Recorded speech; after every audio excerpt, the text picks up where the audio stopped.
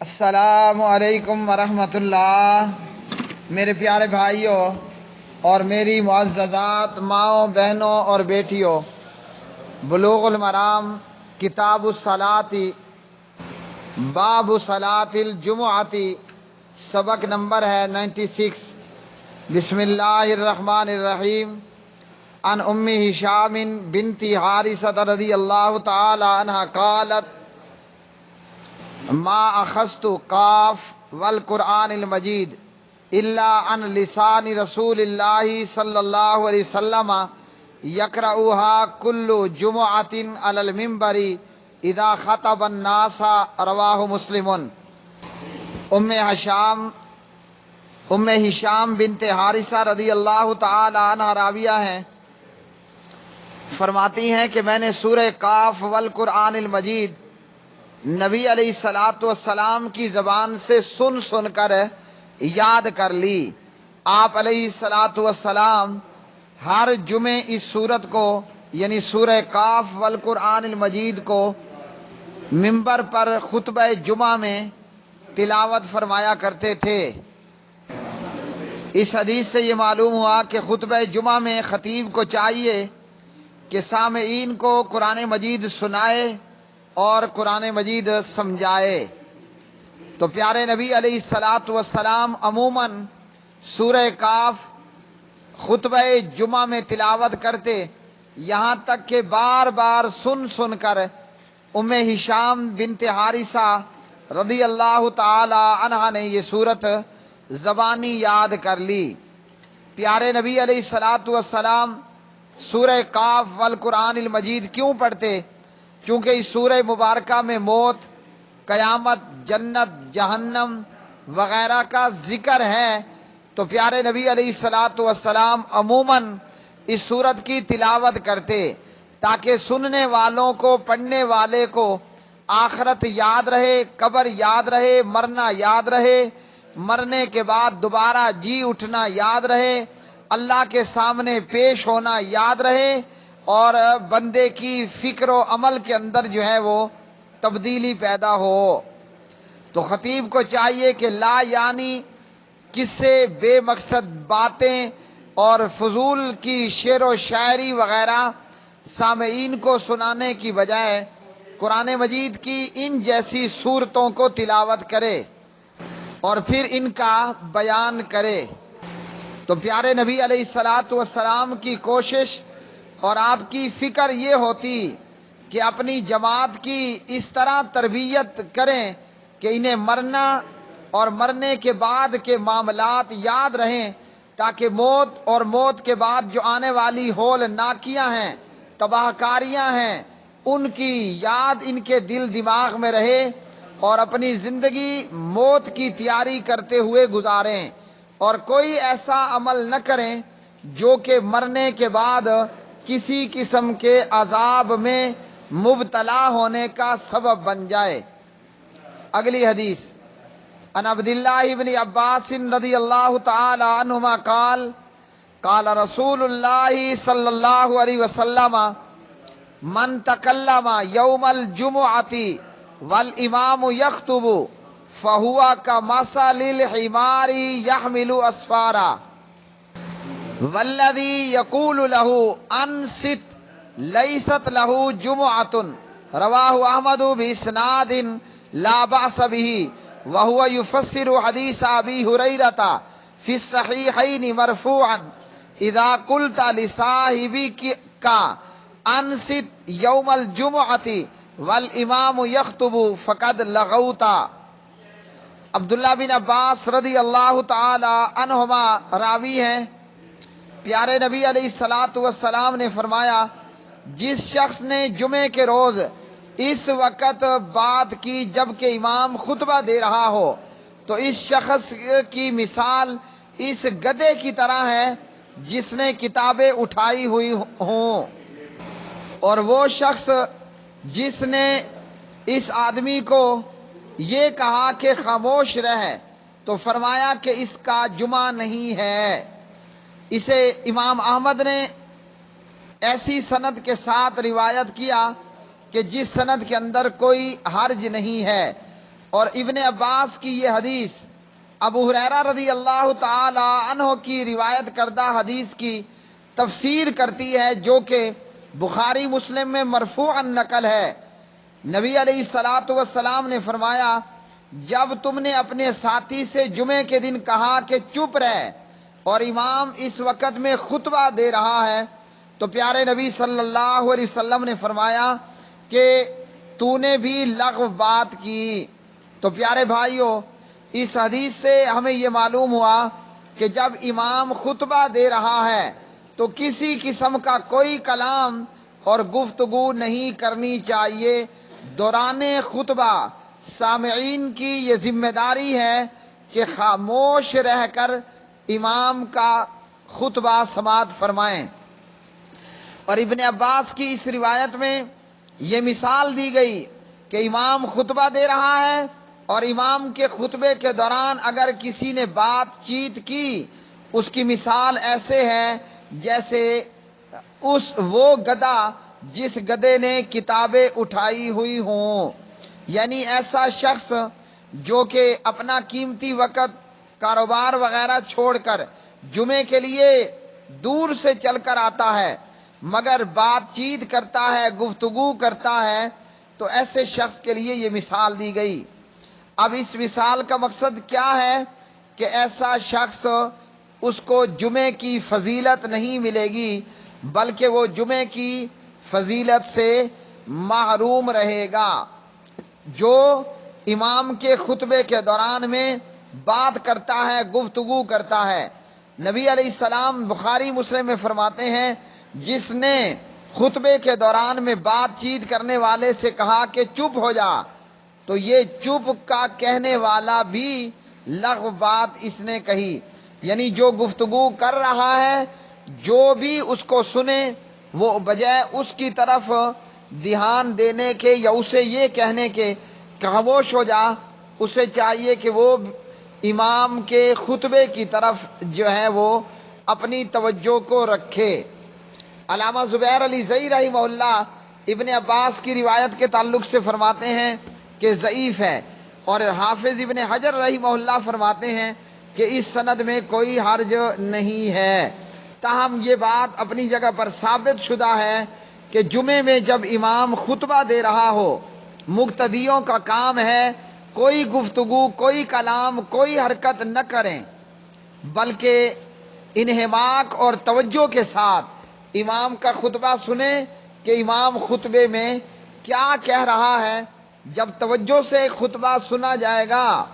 تو وہ خطبہ اثر انداز ہوگا، اثر انگیز ہوگا، اور جب سامعین کی توجہ خطیب کے خطبے کی طرف نہیں ہوگی تو خطبہ جمعہ میں جو شامل ہونے کا مقصد ہے وہ مقصد فوت ہو جائے گا۔ اگلی حدیث، عن جابر رضی اللہ تعالی عنہ قال دخل رجل یوم الجمعۃ والنبی صلی اللہ علیہ وسلم یخطب فقال صلیت قال لا قال قم فصلی رکعتین متفق علیہ۔ جابر رضی اللہ تعالی عنہ راوی ہیں، فرماتے ہیں کہ جمعے کے روز ایک آدمی مسجد میں داخل ہوا، پیارے نبی علیہ الصلوۃ والسلام اس وقت میں خطبہ جمعہ ارشاد فرما رہے تھے۔ تو پیارے نبی علیہ السلام نے اس آنے والے سے پوچھا، کیا تو نے نماز پڑھی ہے؟ اس نے کہا کہ نہیں۔ تو آپ نے فرمایا، اٹھ اور 2 رکعت نماز ادا کر۔ تو یہ 2 رکعت تحیت المسجد کی رکھتے ہیں، جس طرح کہ صحیح مسلم میں پیارے نبی علیہ السلام نے فرمایا، جب بھی کوئی مسجد میں داخل ہو تو اس کو چاہیے کہ وہ بیٹھنے سے پہلے 2 رکعت پڑھ لے، فَلْيَرْكَعْ رَكْعَتَيْنِ قَبْلَ أَنْ يَجْلِسَا۔ تو یہاں بھی پیارے نبی تحیت المسجد کے حوالے سے فرما رہے ہیں، آپ نے اس سے پوچھا کہ کیا تو نے نماز پڑھی، یعنی 2 رکعت نماز پڑھی ہے؟ اس نے جواب دیا کہ نہیں۔ تو آپ صلی اللہ علیہ وسلم نے فرمایا کہ اٹھ اور 2 رکعت نماز پڑھ۔ تو اس سے یہ معلوم ہوا کہ آنے والا اگر اس نے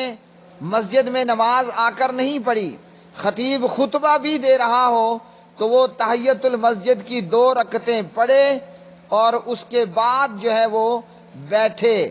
اور یہ خطبہ جمعہ کے سماع کے مخالف نہیں بلکہ اس حکم کی تخصیص ہے۔ خطبہ جمعہ کے دوران بھی یہ آ کر 2 رکعتیں پڑھے گا۔ اس حدیث سے یہ بھی معلوم ہوا خطیب خطبہ جمعہ کے علاوہ بھی ضرورت کے وقت سامعین سے بات چیت کر سکتا ہے اور آنے والے کو 2 رکعت نماز پڑھنے کی بھی تلقین کر سکتا ہے۔ احناف ان 2 رکعتوں کے قائل نہیں ہیں، تو جو ان 2 رکعتوں کا قائل نہیں، یہ حدیث ان کے خلاف اور ان کی تردید پر مبنی ہے۔ اگلی حدیث عن ابن عباس رضی اللہ تعالی عنہما ان النبی صلی اللہ علیہ وسلم کان یقرأ فی صلاۃ الجمعۃ سورۃ الجمعۃ والمنافقین، رواہ مسلم ولہ عن النعمان بن بشیر رضی اللہ تعالی عنہ کان یقرأ فی العیدین وفی الجمعۃ سبح اسم ربک الاعلی وہل اتاک حدیث الغاشیہ۔ ابن عباس رضی اللہ عنہما راوی فرماتے ہیں کہ نبی صلی اللہ علیہ وسلم جمعے کی نماز میں سورہ جمعہ اور سورہ منافقون پڑھا کرتے تھے، یعنی پہلی رکعت میں سورہ جمعہ اور دوسری رکعت کے اندر نبی علیہ الصلوۃ والسلام سورہ المنافقون پڑھتے۔ اور مسلم کی ایک روایت میں جناب نعمان بن بشیر رضی اللہ تعالی عنہما سے روایت ہے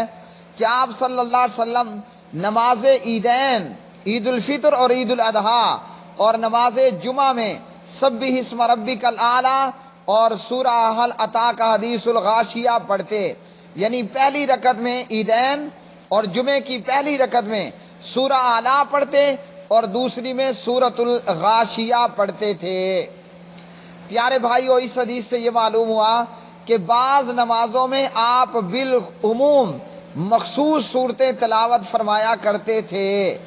تو نبی علیہ الصلوۃ والسلام کے اسوہ حسنہ کی پیروی میں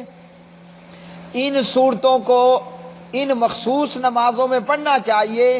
جہاں اللہ کے رسول نے پڑھی، جیسے دیگر احادیث میں ہے کہ جمعے کے دن فجر کی نماز میں الف لام میم السجدہ اور اسی طرح سورۃ الدہر کی تلاوت فرماتے۔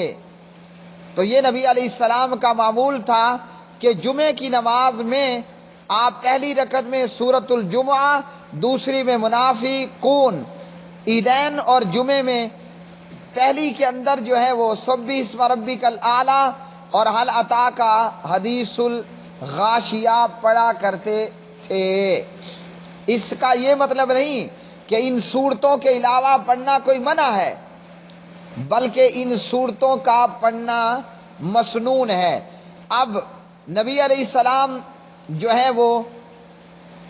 جمعے میں سورہ جمعہ اور منافقون اور اسی طرح سورہ اعلی اور سورہ غاشیہ کیوں پڑھتے تھے، تو اس کے اندر بھی بہت ساری